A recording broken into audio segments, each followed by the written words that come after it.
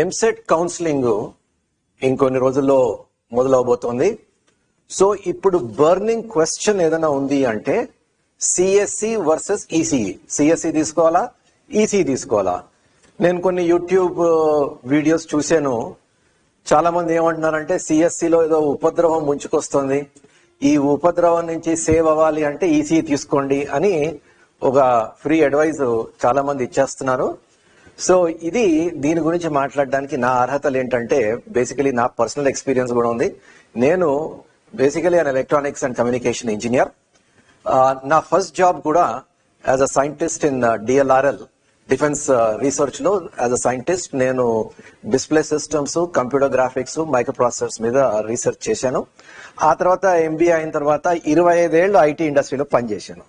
So basically electronics engineer, కొంచెం work experience in ECE field, ఆ తర్వాత చాలా experience in IT industry. So I know what is happening and what. So first ఈ CSC గురించి already నేను ఒక video చేశాను. అందులో సిఎస్సి ప్రాస్పెక్ట్స్ ఏంటి అన్నది మీరు ఆ వీడియో ఒకటి చూడండి. ఆ డిస్క్రిప్షన్ లో కూడా పెడతాను ఆ లింక్. మీరు ఒకసారి సిఎస్సి గురించి చెప్పండి. సో సిఎస్సి గురించి నేను పెద్దగా మాట్లాడను, ఎక్సెప్ట్ ఈ సిఎస్సిలో ఒక మేజర్ ప్రాబ్లం ఈ ఇయర్ అందరికీ తెలిసిందే, ఓవర్ సాచురేషన్ అయిపోతుంది. ఎందుకంటే వేలం వెర్రిగా అందరూ సిఎస్సి బ్రాంచ్ లో సీట్లు పెంచుకున్నారు. సో ఈసారి దాదాపుగా మనకు 80,000 సీట్లు ఉంటాయి. మరి 80,000 సీట్లకి even in a good year, మంచి డిమాండ్ లో ఉన్న ఇయర్ లో కూడా ఇంత రిక్రూట్మెంట్ ఇంత జరగదు. ఎందుకంటే దేశవ్యాప్తంగా ద బెస్ట్ ఇయర్ ఐటీ ఇండస్ట్రీలో బెస్ట్ ఇయర్ చూసుకుంటే, రిక్రూట్మెంట్ చూసుకుంటే 2.5 లక్షల నుంచి 3 లక్షల మంది ఐటీ ఇండస్ట్రీ తీసుకుంది. సో ఇప్పుడు ఆ రోజులైతే రావు. సో ఒక స్టేట్ నుంచి 80,000 మందికి జాబ్స్ అయితే రావు. నా లెక్క ప్రకారము ఒక 15,000 ఆర్గనైజ్డ్ ఇండస్ట్రీలో, అంటే మేజర్ ఐటీ కంపెనీస్ లో 15,000 వరకు మన స్టేట్ నుంచి, అది కూడా చాలా పెద్ద నంబర్ అని చెప్పాలి, 15,000 మంది వరకు ఉంటూ ఛాన్సెస్ ఉంటాయి యాజ్ అ ఫ్రెషర్స్. సో మీరు అడగచ్చు, మరి మిగిలిన వాళ్ళందరూ ఏమవుతారు, రోడ్డు మీదకేనా అని. సో ఆబ్వియస్లీ ఇదేంటంటే survival of the fittest, Darwin అన్నట్టు. ఈ ఎవరైతే నైపుణ్యాలు, స్కిల్స్ ఉంటాయో వాళ్ళకే ఉద్యోగాలు. నాట్ జస్ట్ సిఎస్సి అండి, మీరు గుర్తుపెట్టుకోండి. యాజ్ పేరెంట్స్ మీరు గుర్తుపెట్టుకోవాలి, యాజ్ స్టూడెంట్స్ ఆల్సో మీరు గుర్తుపెట్టుకోవాల్సింది ఏంటంటే ఈ రాబోయే కాలంలో ప్లేస్మెంట్స్ జరుగుతాయి అంటే ప్యూర్లీ బేస్డ్ ఆన్ స్కిల్స్. ఇంత ముందులాగా ఒక బ్రాండ్ చూసో లేకపోతే క్వాలిఫికేషన్ చూసో డిగ్రీ చూసో ఉద్యోగాలు అయితే రావు. 4 years from now it is going to be more and more difficult. Skills ఉంటే వస్తాయి, లేకపోతే రావు. అది సిఎస్సియే కాదు, ఏ బ్రాంచ్ అయినా.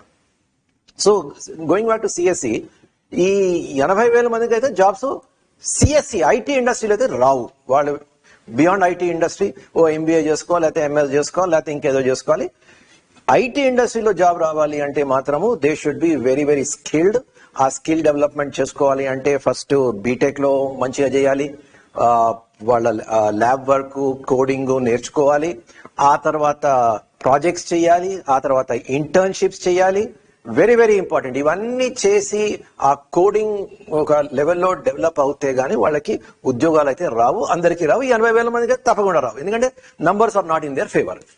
అయితే ఇప్పుడు అండ్ ఇంకోటి ఏంటంటే ఈసారి కొంచెం రిసెషన్ ఉంది. So let us not bother about this year. So recession గురించి లెట్ us నాట్ వరీ, ఎందుకంటే we're talking about placements 4 years down the line. So 4 years down the line ఏమవుతుందో దాని గురించి మాట్లాడాలి తప్ప ఈ ఇయర్ ఏదో అబరేషన్ ఉంది, ఏ ఇయర్ ఏదో డీవియేషన్ ఉంది, అందుకోసం మీరు ఈసీకి వెళ్ళిపోండి, అది తప్పు, అది కరెక్ట్ లాజిక్ కాదు. So 4 years down the line technology will come back, technology will never go out of fashion. నేను ఆ వీడియోలో కూడా ఇదే మాట్లాడాను, please go through that video. So CSC గురించి నేను ఎక్కువ మాట్లాడాను. Now let us come back to ECE. ఇప్పుడు ఏమంటున్నారు, మీకు సిఎస్సిలో మీకు ఛాన్సెస్ లేవు కాబట్టి, సిఎస్సి సాచురేట్ అయిపోతుంది కాబట్టి మీరు ఈసీ తీసుకోండి. What kind of logic is this? EC ఎందుకు తీసుకోవాలి? ఎలక్ట్రికల్ తీసుకోవచ్చు, మెకానికల్ తీసుకోవచ్చు, సివిల్ తీసుకోవచ్చు, బయోటెక్ తీసుకోవచ్చు, ఇంకేమైనా తీసుకోవచ్చు కదా. So just because you are not going to get certain get jobs in certain area, why should you take only ECE?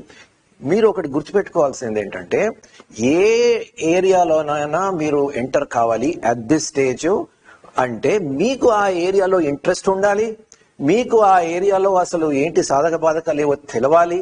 Are you equipped for that? మీకు ఆ యాప్టిట్యూడ్ ఉందా, మీకు ఆ ఆస్పిరేషన్స్ ఉన్నాయా, మీరు ఈ 4 years అది చదవగలరా, అన్నది మీరు ఫస్ట్ రియలైజ్ అవ్వాలి.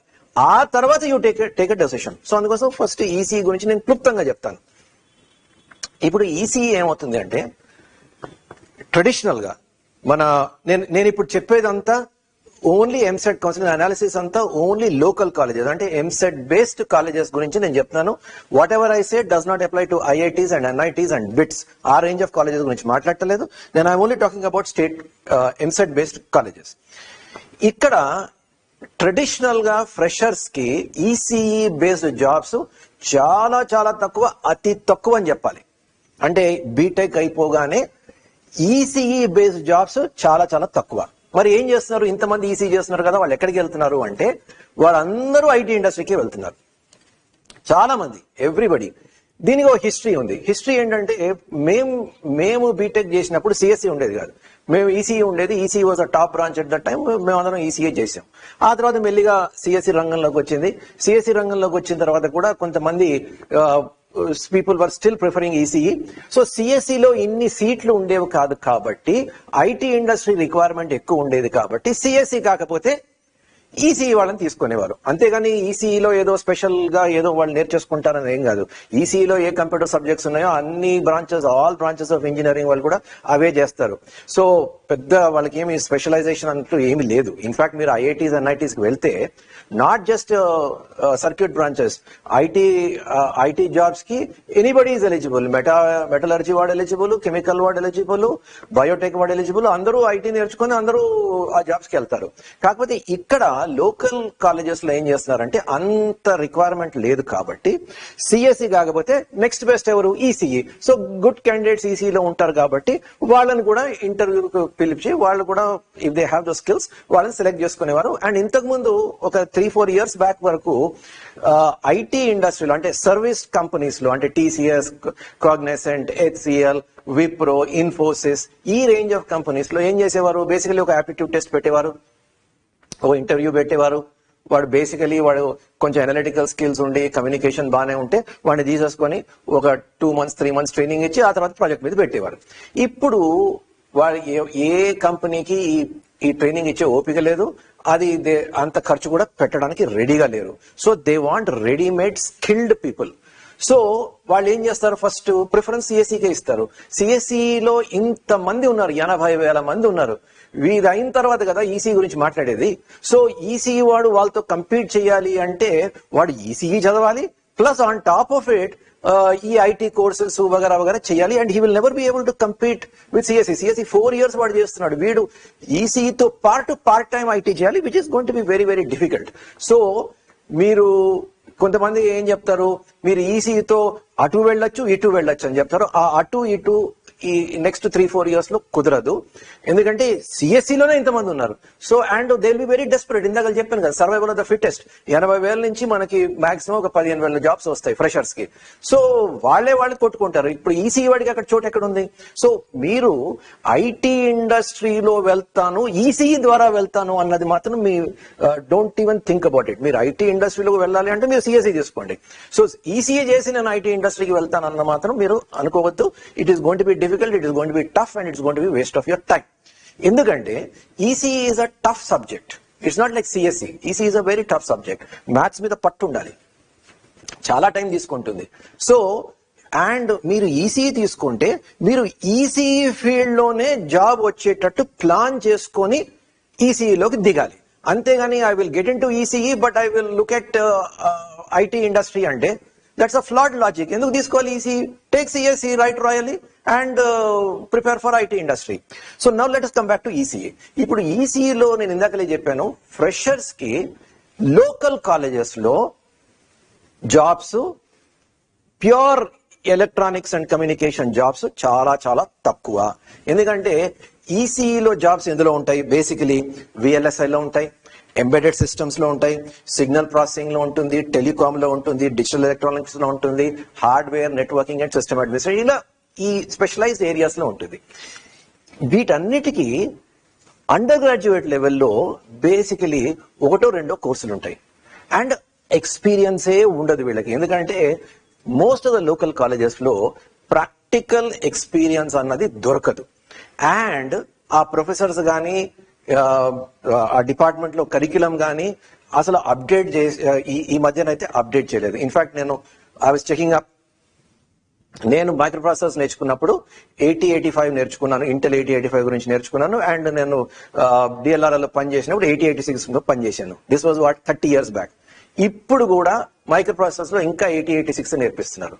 So syllabus has not got updated and there is no practical exposure, and ఆ ప్రొఫెసర్స్ కూడా అలాగే ఉన్నారు. And ECE is one area where a lot of practical hands-on experience is required. ఇంకొక problem ఏంటంటే సిఎస్ఈలో ఏమవుతుంది, వాడు practical exposure కావాలి, వాడికి ఏదైనా ఇంటర్న్షిప్ కావాలంటే there are so many IT companies where he can go and do internships. అంత internships ఇచ్చే కంపెనీస్ ఇక్కడ లేవు. సో ఇన్ ఈసీఈ సో వీడికి ఆ ప్రాక్టికల్ ఎక్స్పోజర్ కూడా రాదు. సో అందుకోసం అండర్ గ్రాడ్యుయేట్ లెవెల్లో లోకల్ కాలేజెస్ లో ఇమీడియట్ గా ఆ ఎక్స్పీరియన్స్ రాదు కాబట్టి కోర్ ఈసీలో జాబ్స్ వాడికి రావు, అండ్ వాడికి మళ్ళా ఐటీఏ దిక్కు. సో మరి ఏం చేస్తారు ఈసీఈ వాళ్ళు? Let us look at what is happening in IITs. నేను ఐఐటి మద్రాస్ ప్లేస్మెంట్ రిపోర్ట్ తీసుకున్నాను 2023. అక్కడ చక్కగా లాట్ ఆఫ్ ఈసీఈ కంపెనీస్ వస్తాయి, అంటే ఈసీఈ ఓరియంటెడ్ కంపెనీస్ వస్తాయి. ఏ కంపెనీస్ వస్తాయి? AMD, which is a chip company, Analog Devices, Applied Materials, Fujitsu, Honeywell, Intel, Jio, Qualcomm, Samsung, Siemens, Texas Instruments, Xilinx, Cisco. These are all the companies which will take. ఇవి కాకుండా నేను ఇవి noted companies గురించి చెప్పాను. ఇవి కాకుండా చిన్న చిన్న కంపెనీస్ వస్తాయి. సో ఈ కంపెనీస్ ఐఐటీస్ కి కొన్ని ఎన్ఐటీస్ మాత్రమే వస్తాయి. లోకల్ కాలేజెస్ లో మాత్రము I have not seen these companies coming in large numbers. And వచ్చినా కూడా ఒకటి రెండు ఎక్కువ మంది రిక్వైర్మెంట్స్ అయితే ఉండవు. ఎందుకంటే సిఎస్సిలో ఏంటంటే మనకి వేలలో రిక్వైర్మెంట్ ఉంటుంది, ఈసీఈలో మనకి వందల్లో రిక్వైర్మెంట్ ఉంటుంది. So that is the basic difference. ఇప్పుడు చాలా మంది అంటున్నారు విఎల్ఎస్ఐలో ఏదో పెద్ద మోదీ గవర్నమెంట్ చాలా ఇన్వెస్ట్మెంట్స్ తీసుకొస్తుంది, సో ఈసీ వాళ్ళందరికీ అక్కడ ఉద్యోగాలు వచ్చేస్తాయి. విఎల్ఎస్ఐ కరెక్టే, VLSI is a production oriented setup. So production లో ఏమవుతుంది, బేసికలీ ఒక ఆ పదుల్లో అంటే 10, 15, 20, 30, maximum 50 engineers will be required. But most of the workers that will be required will be ITI candidates. ఎందుకంటే ప్రొడక్షన్ లో మీకు ఎక్కువ వర్కర్స్ అవసరం అవుతుంది. సూపర్వైజరీ లెవెల్, ఆ పైన డిజైనర్ ఇంజనీర్స్, ఆ తర్వాత మేనేజర్స్, ప్లాంట్ మేనేజర్స్ చాలా చాలా తక్కువ రిక్వైర్మెంట్ ఉంటుంది. So it is not like సిఎస్సిలో వేలలో ఉంటుంది, ఈసీలో అది ఉండదు. సో ఇప్పుడు కమింగ్ బ్యాక్ టు మన లోకల్ కాలేజెస్ లో ఈసీ తీసుకుంటే వాట్ ఆర్ ద ప్రాస్పెక్ట్స్ ఉన్నాయి, ప్రాస్పెక్ట్స్ లేవని కాదు.